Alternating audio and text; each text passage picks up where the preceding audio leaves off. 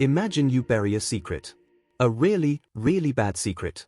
You bury it deep, you lock the heavy steel door, and you walk away, hoping nobody ever finds it. But here's the problem, your secret doesn't die. In fact, it is going to stay angry, violently hot, and invisibly lethal for the next 2 million years. What exactly do you do when the monster you locked in the basement is mathematically guaranteed to outlive your language, your civilization, and possibly your entire species? Most things on Earth have the decency to degrade.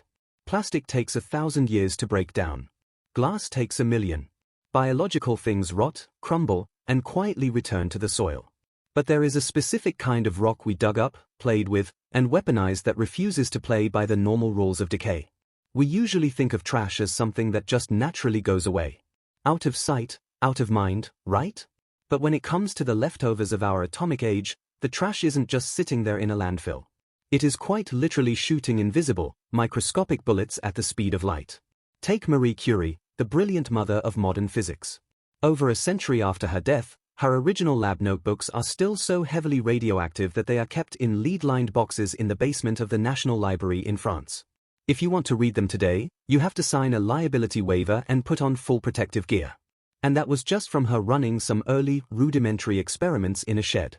If you think we have a foolproof plan for where we're putting the millions of tons of high-level industrial waste we've generated since then, well, you might want to sit down.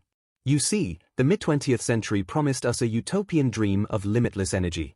We figured out how to split the atom, boiled some water with the massive heat it generated, and powered the entire world. But in the process of cracking open the fundamental building blocks of the universe, we created a bizarre cocktail of angry, unstable isotopes. Some of these little atoms will burn themselves out and turn completely harmless in a few days. Others?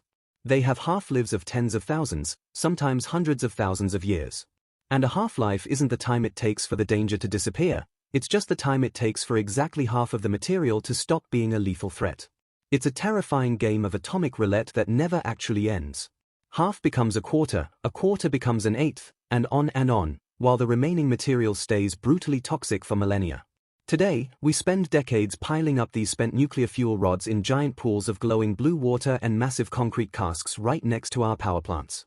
If you've ever seen that eerie, ethereal blue glow in a nuclear reactor pool, that's called Cherenkov radiation.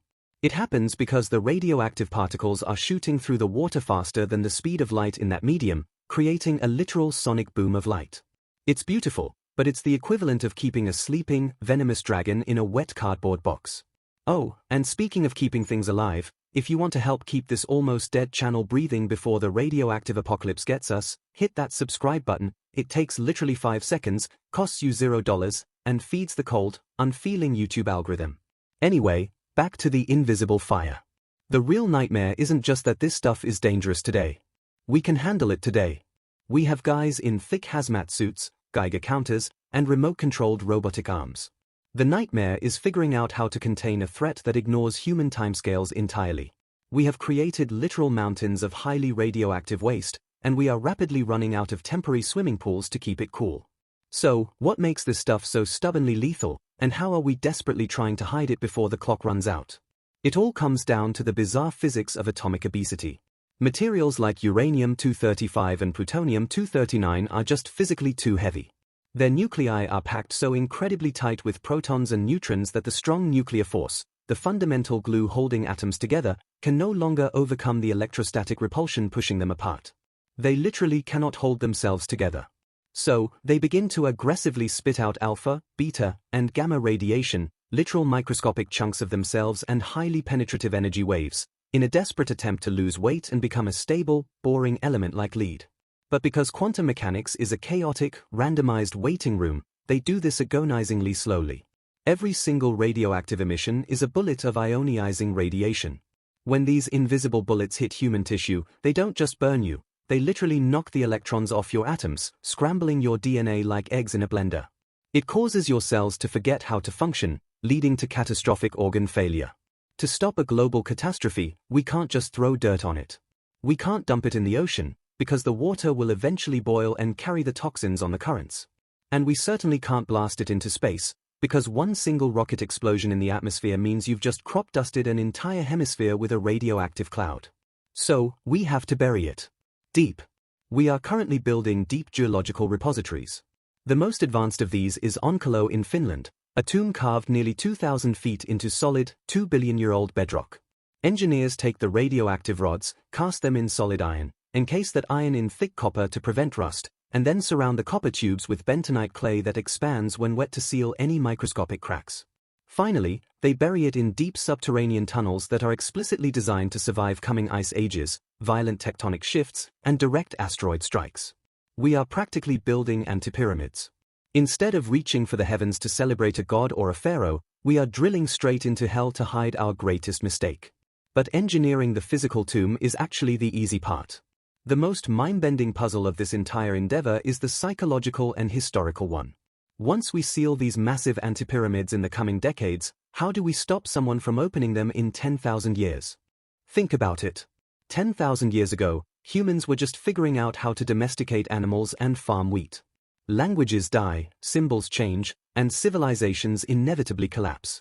The skull and crossbones used to mean pirates, now it means toxic chemicals. In 5,000 years, it might just look like a friendly religious symbol honoring the dead. If future archaeologists, a post-apocalyptic society, or a completely different intelligent species stumble upon a massive, incredibly engineered underground vault, they won't think toxic trash dump. They will think treasure.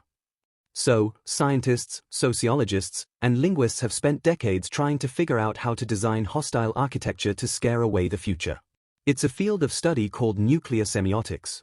They've proposed covering the burial sites with massive, terrifying, jet-black concrete spikes jutting out of the ground in chaotic directions to create a landscape of pure dread. They've designed monolithic granite blocks inscribed with faces twisted in horrific agony, accompanied by messages written in dozens of dead and living languages, reading, "This place is a message, and part of a system of messages, pay attention to it." Sending this message was important to us.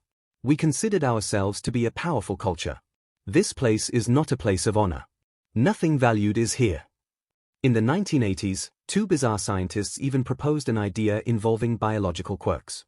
They suggested creating ray cats, genetically modifying regular house cats so their fur would glow in the presence of radiation.